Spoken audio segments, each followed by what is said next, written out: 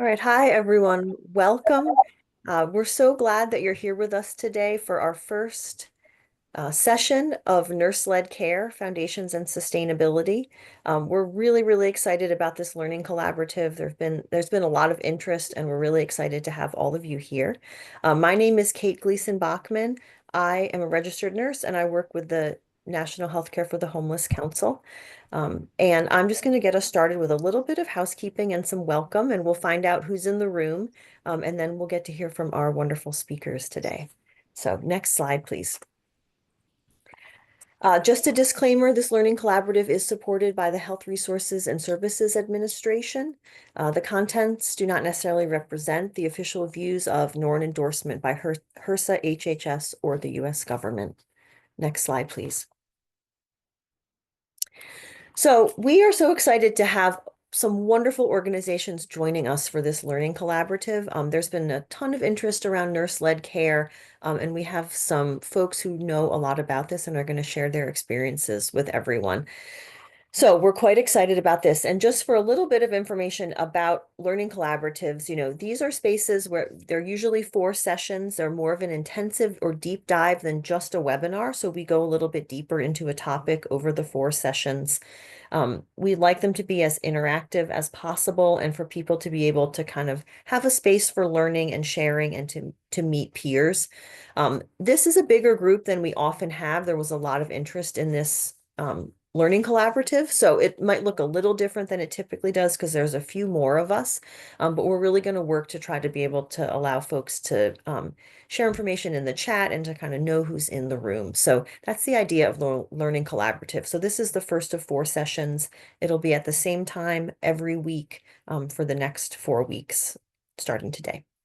So with us today, very quickly, I just want to say we're National Healthcare for the Homeless Council is here. The National Nurse-Led Care Consortium is doing this, putting this learning collaborative on with us.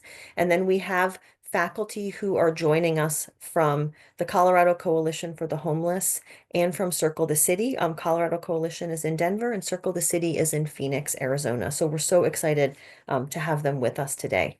Very quickly, our agenda.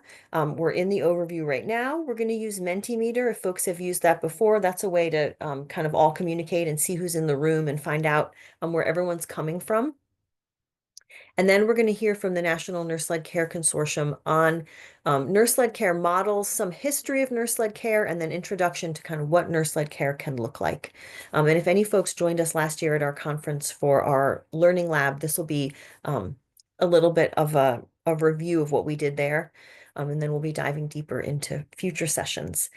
We'll then have introductions by the faculty programs from Circle the City and Colorado Coalition for the Homeless to hear a little bit about who they are and their nurse-led care. And then we'll have some quick time for questions and then evaluations. Next slide, please. I talked a little bit about what a learning collaborative is. So we often kind of like to kind of set the stage for how we will work together in the beginning of learning collaborative. So we think of ourselves as a learning community. We're all here to learn. We're all starting at different points and are all here hoping to get something out of this experience. We want to be mindful of each other, of the work we are doing. And also we hope folks are engaged. We hope that you or someone from your staff is able to join all 4 sessions. It's going to be a lot of rich information across the 4 sessions, and so we hope that you really engage with the material. Next slide, please. We are, thanks to National Nurse-Led Care Consortium, able to offer nurse CEs for this session. Each session is 1 hour. In order to be eligible for the contact hours, you need to stay through the entire activity, complete the session evaluation, and also get an 80% pass rate on a knowledge assessment that we'll share following the session. Next slide, please. Very quick review of our planned sessions. Today is our first. As I said, this is our history and current models for nurse-led care. In our second session, we'll talk about billing and coding for nursing services. In the third session, we'll talk about leveraging program data and using electronic medical records to demonstrate the impact of nursing. And then in our last session, we'll talk specifically about sustainability beyond just billing. So a little bit more about grant writing and other funding sources and how we keep nurse-led care programs sustainable. Next slide, please. Thank you. And with that, I'm going to pass it over to my colleague, Katie. Thank you so much, Kate. Welcome, everyone. I want to add my welcome to this. My name is Katie League. I am the Behavioral Health Manager at the National Healthcare for the Homeless Council. Really excited for the next 4 weeks with you all. I'm a clinical social worker and based in Baltimore, Maryland. Just to give a little context of where I center from. And we're very excited to join you in this learning adventure for the next 4 weeks. We are thrilled with the faculty that we have joining you. We're going to start with a little thing called Mentimeter. So Mentimeter, if you have never done it before, is just a way for you to engage without having to come off of mute or put into the chat. So for those who are able, I encourage you to go to menti.com and enter that 8-digit code. You could also go to the link that I just dropped in the chat, or if you have a cell phone or another mobile device, you can use the QR code scanning it with your camera. If you are there and can click the little thumbs up, just so we know we have a few people in the room, hopefully you are able to get there.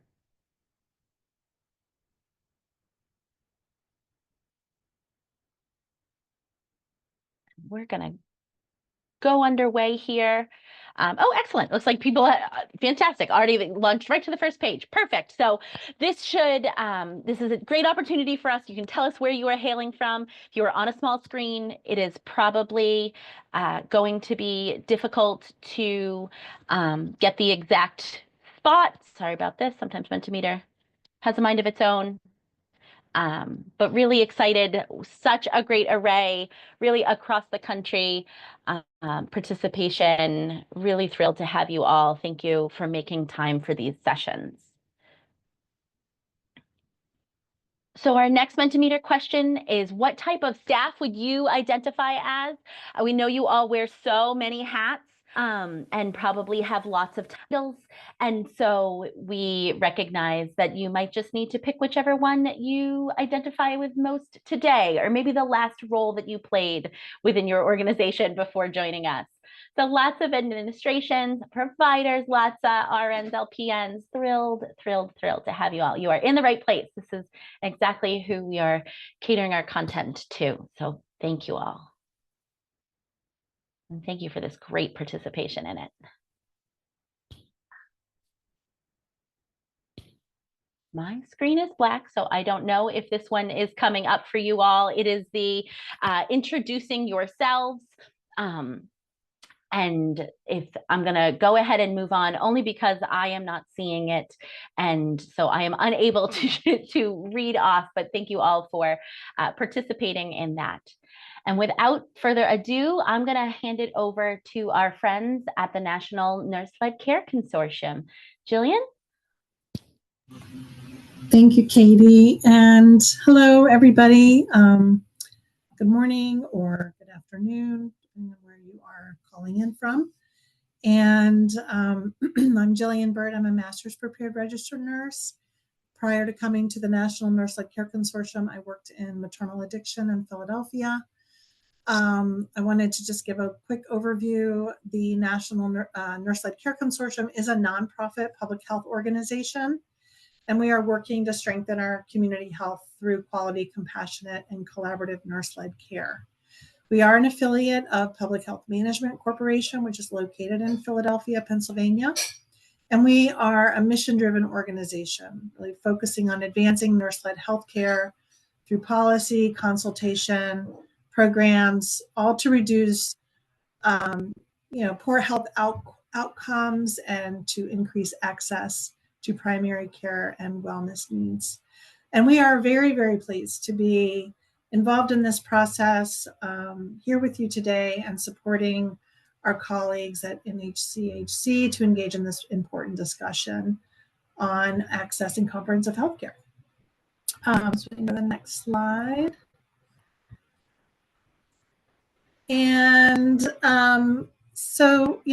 nurse-led care is a model where nurses take leadership roles in patient care. And really, this is often a collaborative, interprofessional type of relationship with other healthcare professionals. The model of nurse-led care aims to improve access to care, especially in underserved communities. as nurses generally are more accessible, than many physicians or other primary care providers. And by focusing on prevention, health education, and patient empowerment, nurse-led care promotes better health outcomes and reduces healthcare disparities. Nurses manage chronic conditions, they conduct screenings, vaccinations, provide health education, all while advocating for healthcare access.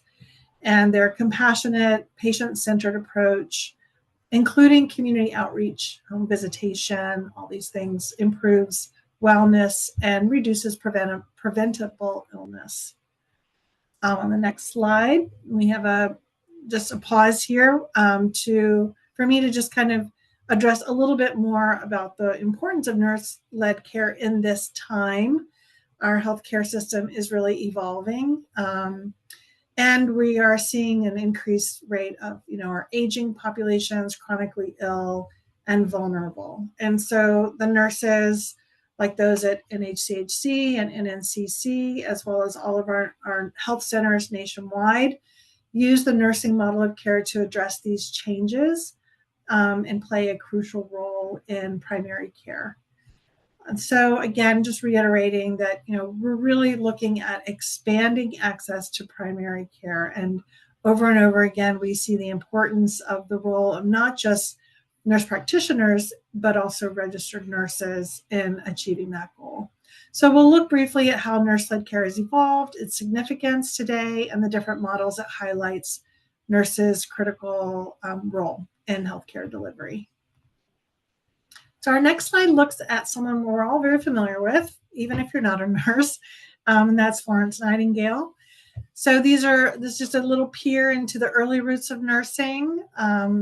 Florence Nightingale is often referred to as the founder of modern nursing, established nursing as a respected profession in the 19th century. And Nightingale's contributions, such as improving sanitation in hospitals and focusing on patient observation, set the stage for nurses to take on leadership roles in primary care. Another key figure, we'll see on the next slide, in the history of nurse-led care is Lillian Wald, who is really considered the innovator of public health nursing.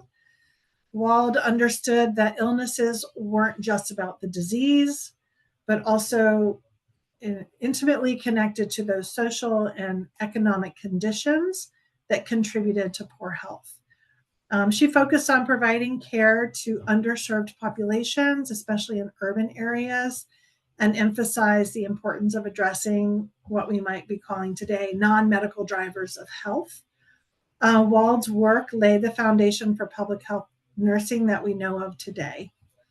And a little bit more on Lillian.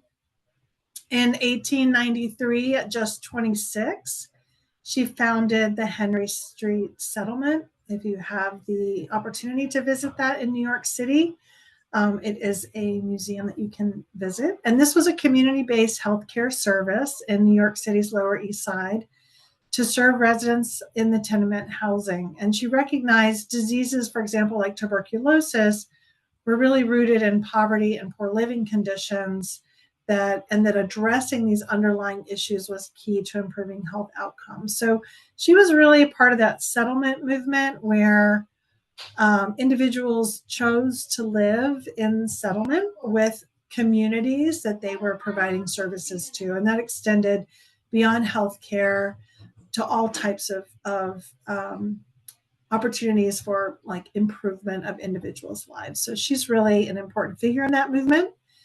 And on the next slide, you can see her visiting nurses service nurse home visitors in front of the settlement house in the Lower East Side. This is where Lillian lived and worked for more than 30 years. And by 1913, the visiting nurses service treated up to 20,000 people throughout the city. And in each case, Wald and her nurses strove to give service on quote unquote terms most considerate of the dignity and independence of the patients. So this is really a tenet of nursing care to this day. And then on the next page, just to kind of highlight the concept of whole person care, Wald and Nightingale were promoting the fundamentals of nursing practice as it was taught to them and as it is still used today. And this is really referred to as whole person care.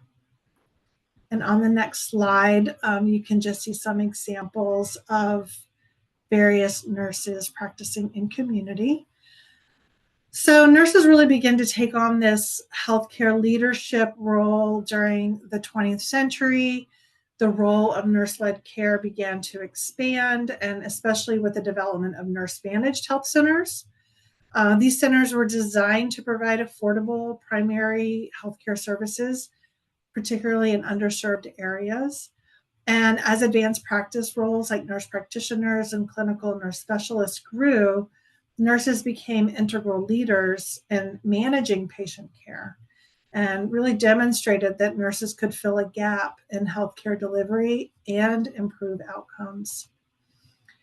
On the next slide, just sort of highlights of nurse-led programs. This includes health promotion, disease prevention, chronic disease management. These are essential in community-based healthcare. And programs such as these really address local health needs and promote health literacy and build partnerships with community organizations to really offer that holistic approach. So not to just the individual, but improving health outcomes in the community aspect as well. On the next slide, we'll look a little bit here. It says nurses bridge the gap in healthcare by improving health outcomes, improving access, and focusing on preventative care. So nurse-led care is more important than ever.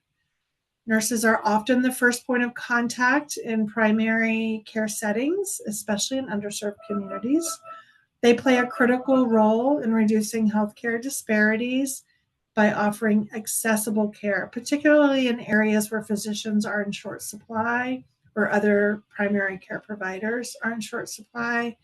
Nurses also focus on preventative care, and as I said, health promotion. Managing chronic conditions is really an essential role that many RNs are participating in today, and all of these improve health outcomes and reduce cost. And next slide. So, you don't have to imagine that this is also a significant economic benefit by managing chronic conditions in particular and providing preventative care, really looking at those upstream aspects of disease sequelae.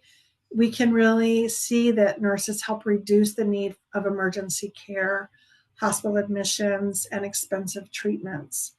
Nurse-led clinics and health centers improve both access to care and patient satisfaction. And of course, all this leads to better outcomes and cost savings. And many of us are now hearing this, what was the triple aim, considered now the quadruple and quintuple aim, which focuses on, improved health outcomes, reduced cost, increased patient satisfaction. Reduction of provider burnout is another area in which nurses can play a significant role. And then, of course, increasing access is one of those final quintuple focus. So we'll look at the importance of nurse-led care today in the next couple of slides. We can move on to the next one. So just some examples. Some of them we've already discussed. The nurse-led care model, such as nurse-managed healthcare health centers. Nurse-led clinics have shown significant positive impacts, like I've already mentioned, improving chronic disease management, reducing emergency visits, increasing patient satisfaction. A lot of times nurse-led clinics were focusing on a specific population. For example, one of our former executive directors at NNCC worked in collaboration with some HUD colleagues to establish the first nurse-led clinic in a public housing community in Philadelphia. So that was a community, a specific population, a public housing, or residents of public housing population that nurse-led clinic served. That also is common in other parts of the country. For example, perhaps with agricultural workers, with working with unsheltered individuals or homeless populations. Also, aging populations is another population of specialty focus that many nurse-led clinics will focus on. And then, of course, they're always looking at, preventative services and continuity of care. So the next slide just kind of goes through these four in a little more detail. Really kind of went over this already regarding the key role of nurse-managed health centers. They really had kind of emerged on the scene with a lot more presence in the 80s. And I think since then, it's been difficult to quantify what is a nurse-managed health center. We've done a lot of work at NNCC in that effort to really begin to look at how does one define a nurse-managed health center.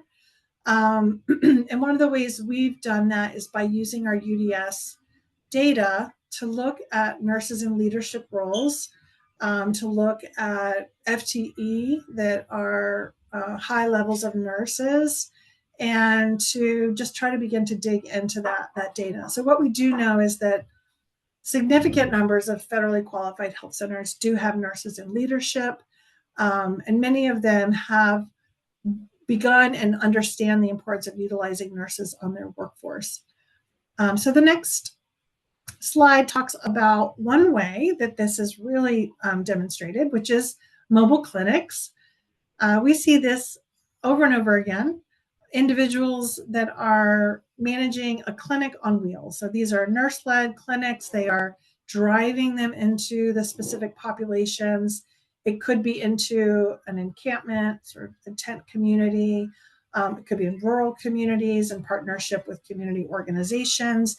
And they're really showing up, setting up, and providing essential services, such as primary care and preventative screenings. And these clinics really help reduce barriers to access and ensure that people who might otherwise go without care are receiving the attention that they need. Of course, these models are really focused on building trust with patients and their communities and addressing medical and social needs. The next slide talks about this collaborative care models. These highlight the importance of teamwork in healthcare. Nurses work alongside primary care providers, social workers, other healthcare professionals, and all kinds of settings.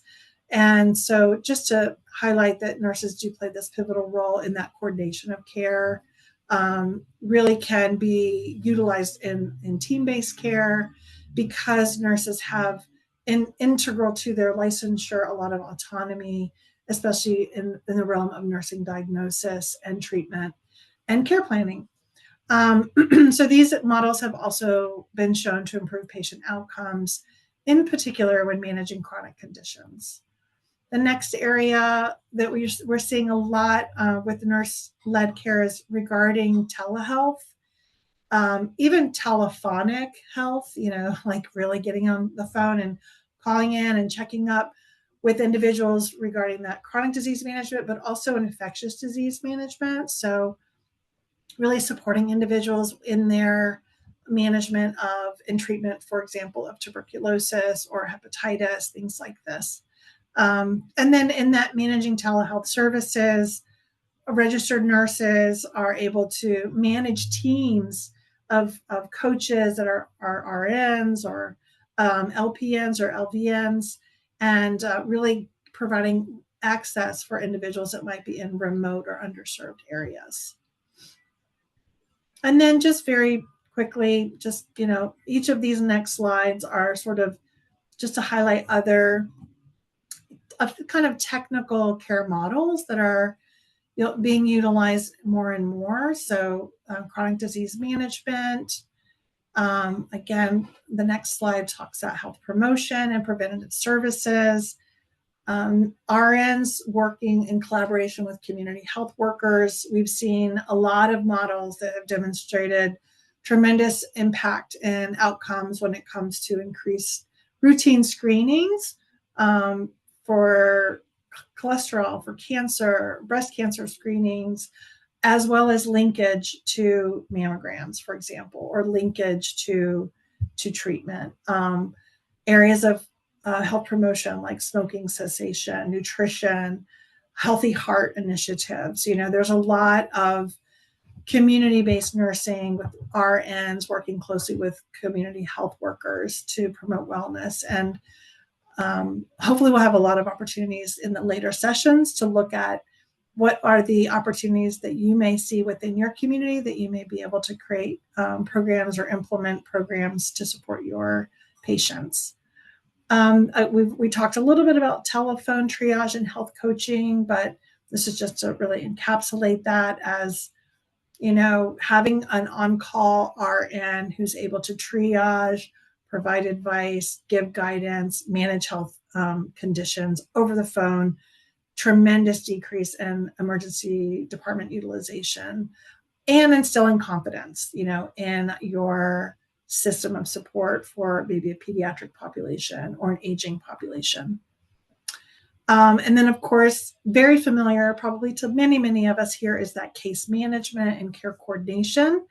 So really looking at that global view of the individual in relationship to their communities, helping connect individuals to the resources that they need in order to address some of those non-medical drivers of health. So, if they're having especially complex social needs or multiple health needs, having a registered nurse or nurse care case manager or care coordinator has demonstrated over and over, a sense of efficacy, understanding how to prioritize, and really giving that trusted coaching, relationship-based advice that individuals really need, I think, when it comes to like complex medical conditions and social needs.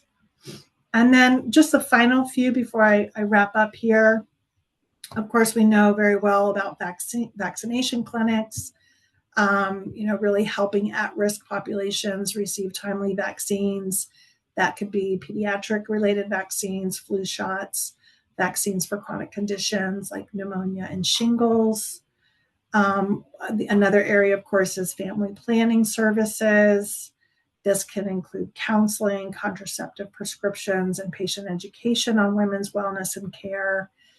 And then finally, those collaborative care models where you're working at that interprofessional team of physicians, social workers, mental health professionals, and an integrated care team, particularly for patients with complex health needs.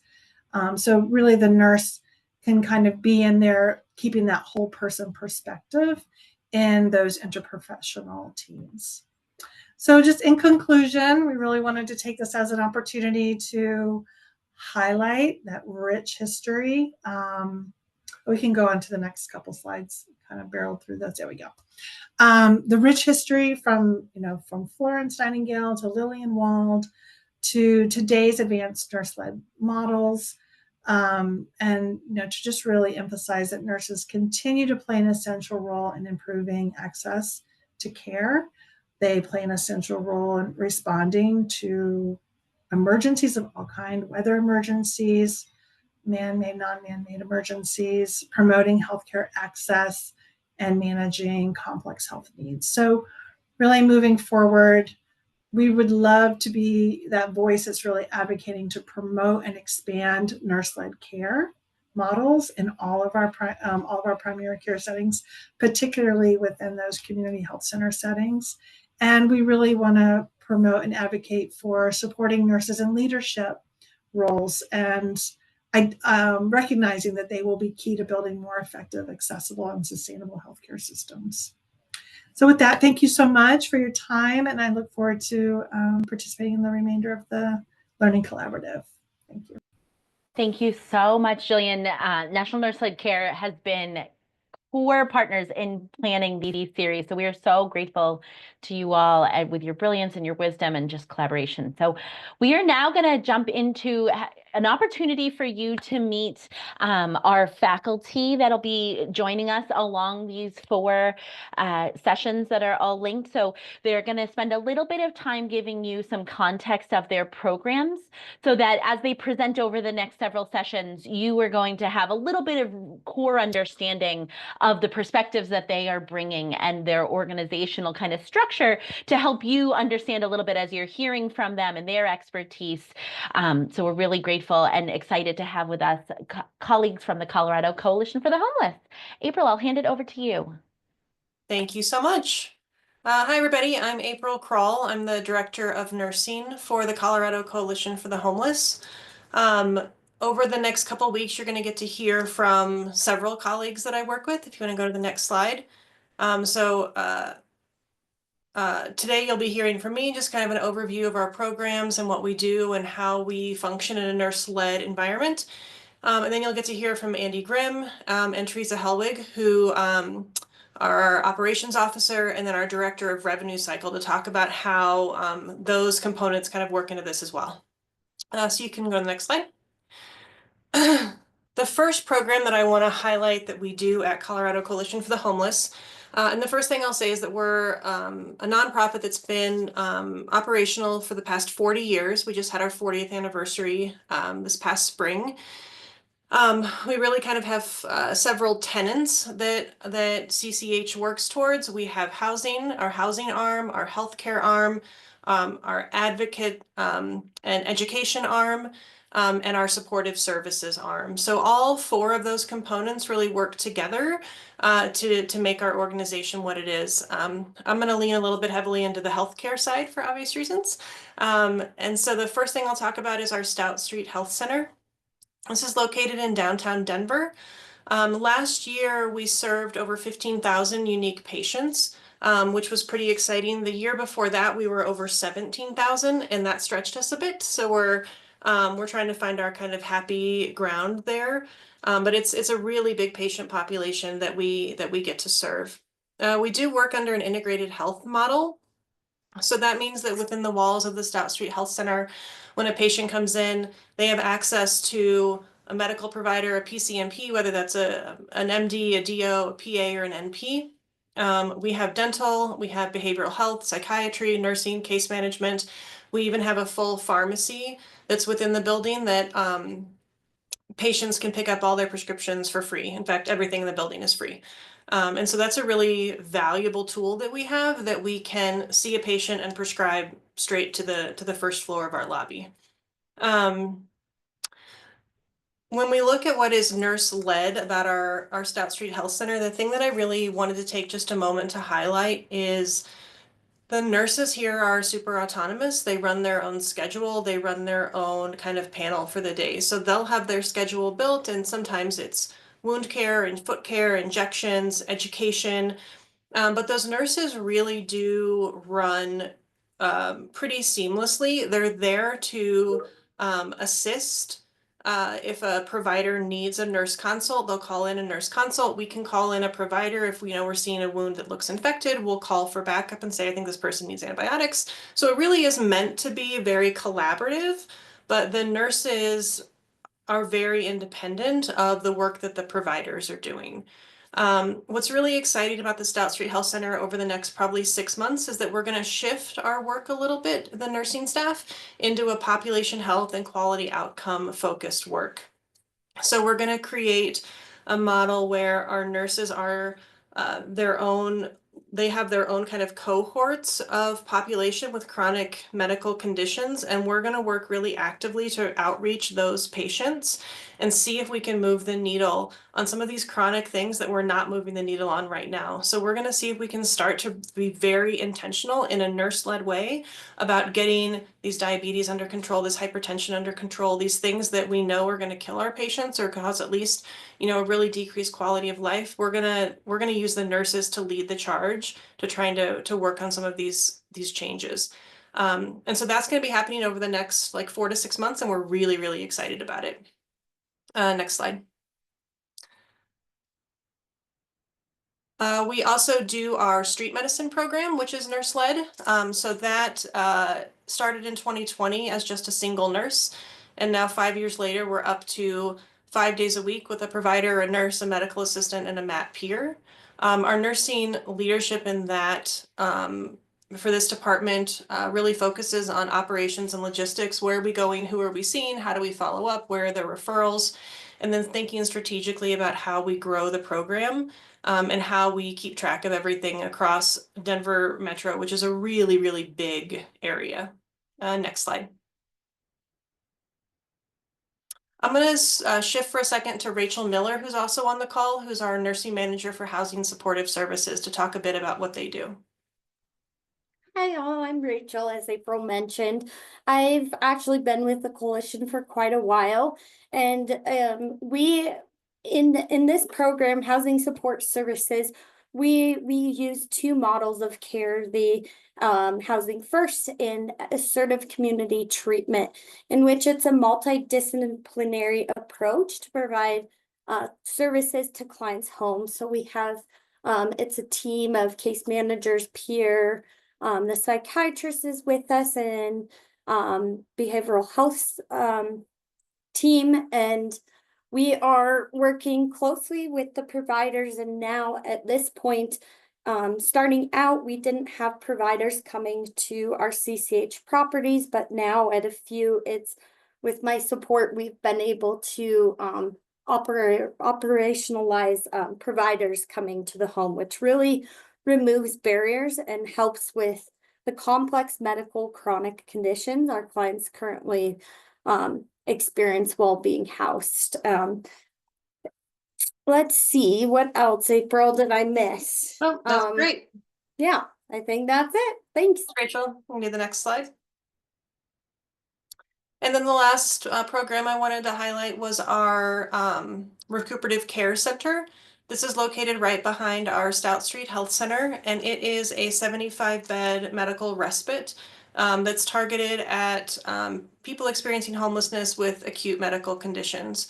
So the idea is kind of that bridge from hospital back to unsheltered homelessness or back to the shelter. Last year, it was able to serve over 800 people, which was pretty remarkable for a relatively new program. And this is very, very much nurse-led. The director of nursing that does this program, she manages all of the grants, all of the funding. She has budget oversight, all the clinical and non-clinical operations, and then obviously a lot of the outcome monitoring. So we have a really robust nurse-led program at CCH that we're really, really proud of. And we're very happy to be a part of this collaborative. So thank you for inviting us.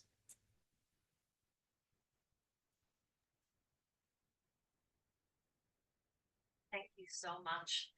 Thanks, April. So we're going to turn it right over then to our other faculty who we're also so thrilled to have with us at Circle the City in Phoenix, Arizona. Thank you. Welcome everybody to this collaborative. We're really excited to be a part of this. We are from Circle the City in Phoenix, Arizona, and I am the senior RN manager, have been at Circle the City for almost 10 years, and just really overseeing the nursing staff in our respite centers and also in our outpatient centers. I'll let Tara and Michael introduce themselves, and then we'll continue. Hello, I'm Tara Ankra. I'm the RN program manager here at our downtown medical respite center, 50-bed unit located on the Keys to Change campus in Central Phoenix. I'm excited to be here. Thank you. And I'm Michael Roberts. I'm the RN program manager at our Midtown Medical Respite Center, just up the road from Tara, and one of the newer nursing leaders here with Circle the City, but incredibly excited to be a part of this organization and then this collaborative as well. And I'll kind of introduce Christiana. She wasn't able to be with us today, but she'll be here next week. She started in our outpatient clinic, our downtown family healthcare clinic. She is working as our care coordinator, and she will be presenting more next week. Wasn't able to be with us. She's also in an NP program, so we'll be meeting her next week. Next slide, please. So just wanted to, we've heard about the other wonderful program, kind of along the same line, providing places for our patients to heal, but also our outpatient programs our outreach programs, and we also have mobile health clinics. Next slide. Our core values, just in interviewing staff to come, I just interviewed someone yesterday and they said meeting people where they are. I asked her if she had been on our website and she said yes, she had read a lot about Circle the City. So working collaborating with the physicians and also the nursing staff. So next slide. And just a little history about our Circle the City. Sister Adele Sullivan was our founder. She established it in 2010 and just recognized that there was a need for people to have a place to heal. And she was working in healthcare for the homeless at our Keys to Change campus and recognized that people were being discharged from the hospital with no bridge and nowhere to go, but back to the street. So our first medical respite was open then. And then soon thereafter, our second medical respite with 50 beds opened. And then now 5 mobile medical units, 4 street medicine teams, including our mental health team. And then we also have 7 health navigators embedded in our hospital systems here in the Valley in Phoenix to provide services for patients that are experiencing homelessness. Next slide. Our leadership structure, all our registered nurses, even to our chief medical officer, who started out as an RN, our chief operating officer, our chief executive officer, and then our program managers have transitioned and they are now registered nurses. And Michael has been the one to join the team lately, which we're so excited to have him. Next slide. Just a little about our billing. Our current PPS rate is $336. We have our percentages for Medicaid patients are 72 to 76%. And then our Medicare eligible patients are 10%. So other commercial, obviously 5%, and then some charity is 9%. We have a grant writing department and they work really hard on getting donations. And we also have an annual tea for fundraising that's coming up next week, next Saturday. Next slide. So just so happy to be here to share our work and to just know that all of us thankful for Healthcare for the Homeless and their work in this nurse coalition and just providing services for our patients that are just so much needed.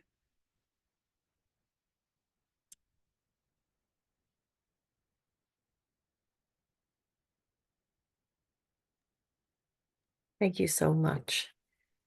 I think Katie has to advance the slide. I think we're going to move on to the next. There we go. We just have a few things. I think we do have a couple minutes. If anyone has questions that they want to ask, you can ask them now. You can raise your hand and unmute, or you can put them in the chat if folks have any questions.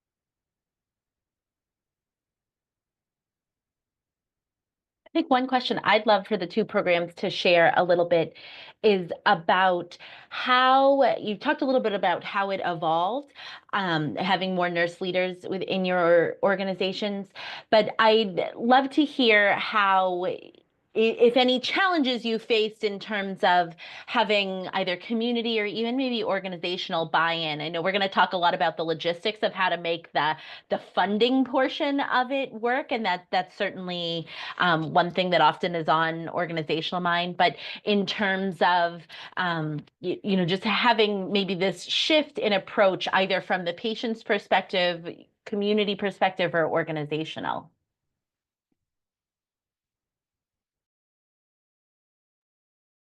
I think for us at the Colorado Coalition, it was a pretty predictable and organic growth of nurse leadership, because as everybody on this call knows, when there is a hole to be filled, like nurses are the spackle that will fill that hole.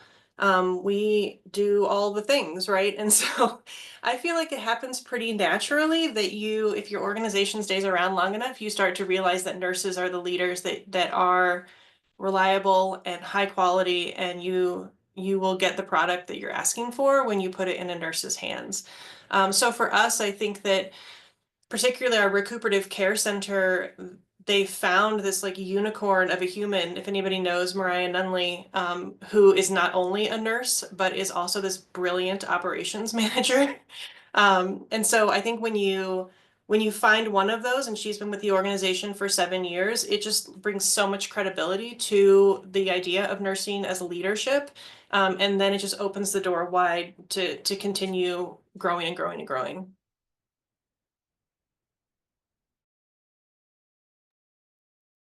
I think over here at Circle the City, I can speak a little bit to being the first program manager in the new RN program manager role a little over 2 years ago.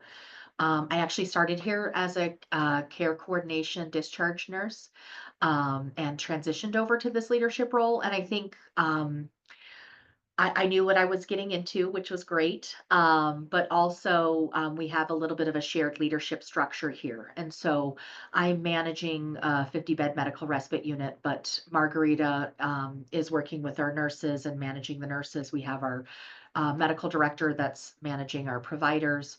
And so I'm kind of the CEO of our little respite corporation, I would say.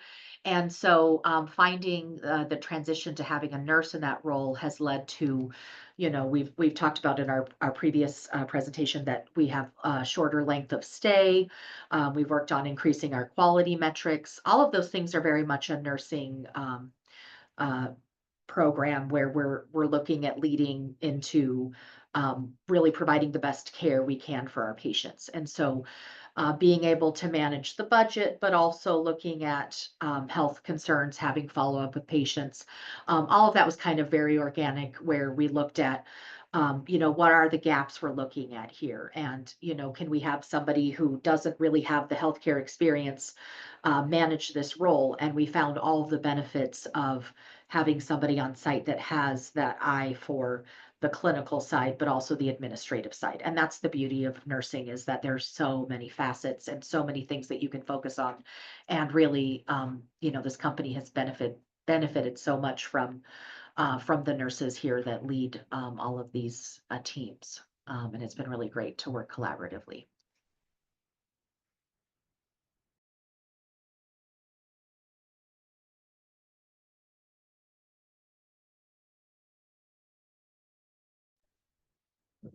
I have a question. Just a question. I know that April, you had touched base on just nurses being able to fill those gaps where they're needed and support their organization. How did you get like just the buy-in from the nurses, or even that transition from just being on the floor and working along with providers and just giving them the confidence to be more independent? I think here, we self-selected into those nurses because it's the role that was presented to them at the interview process. It's kind of the Mm, way that it's been here for so long that, when you come on board, it's like the norm has already been set, that this is the expectation and this is the work that you're going to do. Um, and so the really interesting thing is that hasn't self-selected out younger nurses. Like, we have nurses that we've even had a handful of new grads that have come through and are able to do this work really independently, just with the right amount of training and with the right encouragement and support. So it's not exclusive to veteran nurses. I think you can train people to work pretty autonomously. thank you. Yeah, great question.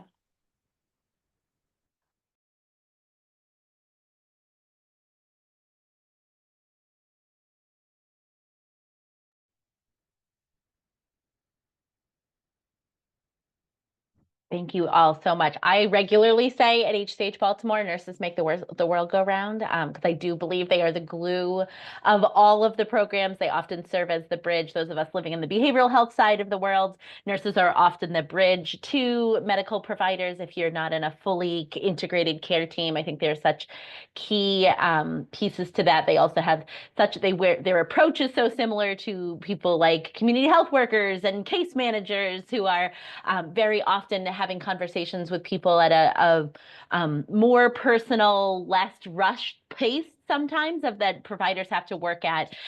There's a lot of work. I always love hearing how nurses say, like, there's a lot of information you can find out as you're dressing a wound because you're not making eye contact, and there's not necessarily the intimidation factor of being evaluated or of kind of feeling interrogated that often happens in faster visits, that there's a lot can happen in those more casual conversations. And so I'm really excited to learn from all these programs over the next 3 remaining weeks.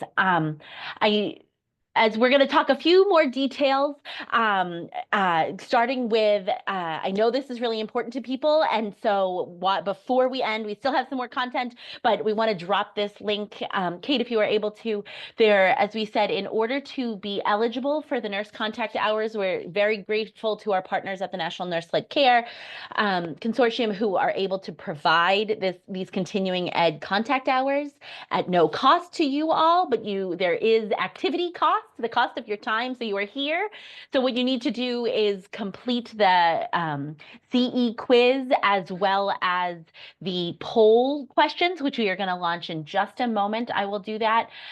First, I want to talk a little bit about, as Kate was discussing, the concept of a learning collaborative is a little bit different than a traditional webinar in that we want it to be more interactive. We love that thank you so much for coming off of mute. We love that. The active chat is fantastic. That's why we do this in these Hollywood Square formats so that everyone's not behind, can't talk with one another. This learning from each other is so core to what learning collaboratives are. And with that, we want to give you all the opportunity in the remaining 3 sessions to really almost, we kind of case study-ish of your own communities, but not necessarily, you're not case conferencing individual patients, but you're case conferencing your program, the opportunity to learn from us, the faculty here, bounce questions off of. So we'd like you to think between now and next week about the nurse-led care work you are doing, are trying to do, or trying to grow within your community. So what needs are you trying to fill? We've talked a little bit about the program structures that we know exist.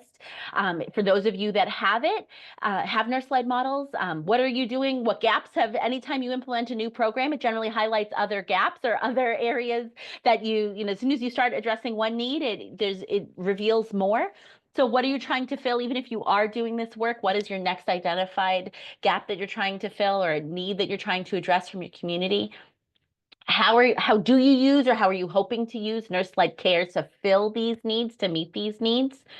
And when we're thinking about this, so core to this are your partner organizations, and those might be other healthcare providers like hospital systems and assisted living places, but it also could be other homeless service providers, housing programs.